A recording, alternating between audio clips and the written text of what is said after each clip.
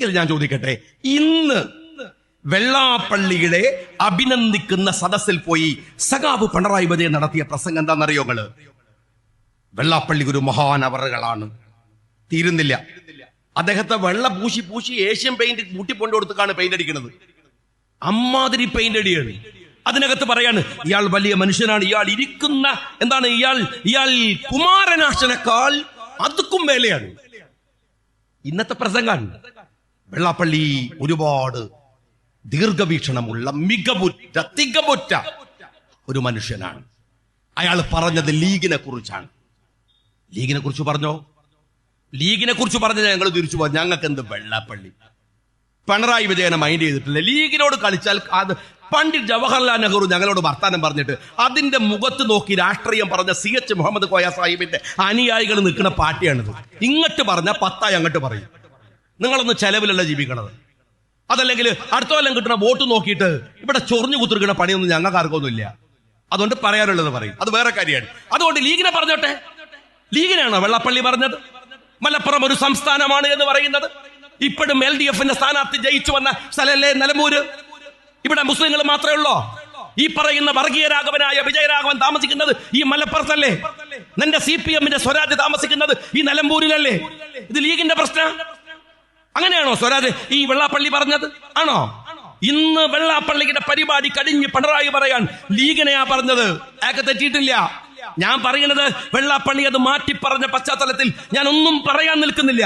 പക്ഷെ ഒരൊറ്റ കാര്യം ഞാൻ പറയാം. സഖാവ് പിണറായി വിജയൻ, നിങ്ങൾക്ക് പറയാമായിരുന്നു വെള്ളാപ്പള്ളി നിങ്ങൾ ഇരിക്കുന്ന പദവിയെ കുറിച്ച് ഓർക്കണമായിരുന്നു. കുമാരനാശാന്റെ വേദി, R ശങ്കറിന്റെ വേദി, എത്ര വലിയ മഹാന്മാരിരുന്ന വേദി. ജാതിഭേദം മതദ്വേഷമേതുമില്ലാതെ ഏവരും സോദരത്വേന വാടുന്ന മാതൃകാ സ്ഥാനം എന്ന് പാടിയിട്ട് മലയാള മണ്ണിനെ മഹിതമാക്കിയ മഹാനായ ശ്രീനാരായണ ഗുരുദേവന്റെ മണ്ണ്. ആ സ്ഥാനത്താണ് നിങ്ങൾ ഇരിക്കുന്നത്. ഈ നാട്ടിലെ മുസ്ലിം സഹോദരന്മാരോട് ഏറ്റവും വലിയ സൗഹൃദം സ്ഥാപിച്ചിരുന്ന ഇവിടുത്തെ ഈഴവ സമൂഹമുണ്ട്. ഉള്ള ഈഴവ സമൂഹം. ഞാൻ എന്റെ തെരഞ്ഞെടുപ്പ് പഞ്ചായത്ത് കഴിഞ്ഞ് പിന്നെ പാർട്ടി തീറ്റു തരുന്നത് അങ്ങ് ഇരവിപുരത്താണ്, കൊല്ലത്ത്. ഞാൻ അവിടെ ചെന്ന് ഓരോ വീട്ടിലും കയറുമ്പോ സുലൈഖ, ജമീല എന്നൊക്കെ പേരുണ്ട്. ഈഴവന്മാരുടെ പേരാണ്. തെക്കോട്ട് പോയാൽ സുലൈഖ. നമ്മൾ പെട്ടെന്ന് വിചാരിക്കുക എന്റെ പെങ്ങളുടെ പേര് സുലൈഖയാണ്, ഒരു പെങ്ങള് ജമീലയാണ്. അപ്പൊ എനിക്ക് ആ സമയത്ത് അന്നത്തെ പ്രായമാണ്, അത്ഭുതം തോന്നിപ്പോയി. അന്വേഷിച്ചപ്പോൾ അങ്ങനെ ഒരുപാട് മുസ്ലിം പേരുകൾ സ്വീകരിച്ച് മക്കൾക്കിട്ട് മൗലാന ഷൗക്കത്ത് അലിയോട് ബഹുമാന ആദരവുള്ള ഒരു ഈഴവ നേതാവ് മകന് ഷൗക്കത്ത് എന്ന് പേരിട്ട എത്രയോ അനുഭവങ്ങളുണ്ട്. ഈ മുസ്ലിം സമുദായവുമായി ഇഴചേർന്ന് ജീവിക്കുന്ന ഒരു കമ്മ്യൂണിറ്റിയാണ് ഈഴവ സമൂഹം.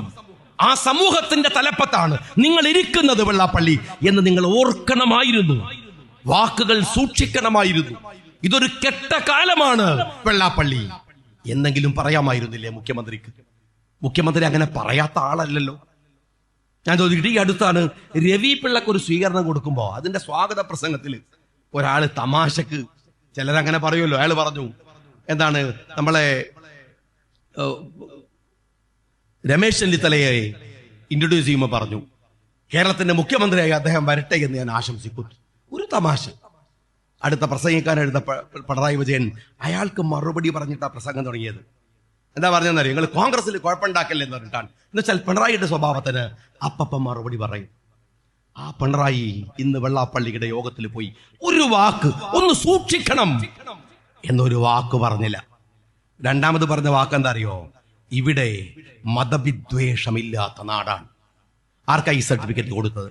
മതവിദ്വേഷം പറഞ്ഞ് പ്രചരിപ്പിച്ച ഒരു മനുഷ്യന്റെ അടുത്ത് പോയിട്ട് പിണറായി പറയാൻ മതവിദ്വേഷമില്ലാത്ത സ്റ്റേറ്റ് ആണിത്.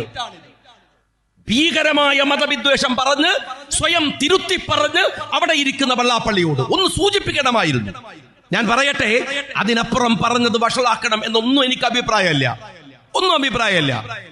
അങ്ങനെ ചിലരൊക്കെ പറയാണ് അങ്ങനെ പറയരുത്, സൂക്ഷിക്കണം. ഈ മതേതരത്വവും സൗഹൃദവും മനുഷ്യ സൗഹാർദ്ദമൊക്കെ ഒരു കോഴിമുട്ട മാതിരി തലയിൽ വെച്ച സാധനമാണ്. അനങ്ങിയ വീണ് പൊട്ടിപ്പോകുന്നതാണ്. ആ ജാതിപ്പേടി ഞങ്ങൾക്കില്ല. ഞങ്ങൾ ഈ നാട്ടില് വർഗീയ ഭ്രാന്തന്മാർക്കിടയിൽ നിന്ന് സ്നേഹത്തിന്റെ തുരുത്തുണ്ടാക്കിയ ഒരു പതാക ഞങ്ങളുടെ കയ്യിലുണ്ട്, ഒരു രാഷ്ട്രീയ ആദർശം ഞങ്ങളുടെ കയ്യിലുണ്ട്. അത് ഉള്ളിടത്തോളം കാലം അത് അങ്ങ് വീട് പൊട്ടിപ്പോകുന്നു കരുതിയിട്ട് ഞങ്ങൾ മാത്രം ക്ഷമിച്ചിരിക്കണമെന്ന് പറയുന്ന വാദം അത്ര നല്ല ഒരു വാദമായിട്ട് എനിക്ക് തോന്നണില്ല. പറയാനുള്ളതൊക്കെ പറഞ്ഞിട്ട് അങ്ങോട്ടും ഇങ്ങോട്ടുള്ള സൗഹൃദം നിർത്താനും ഞങ്ങൾക്ക് നന്നായിട്ടറിയാം.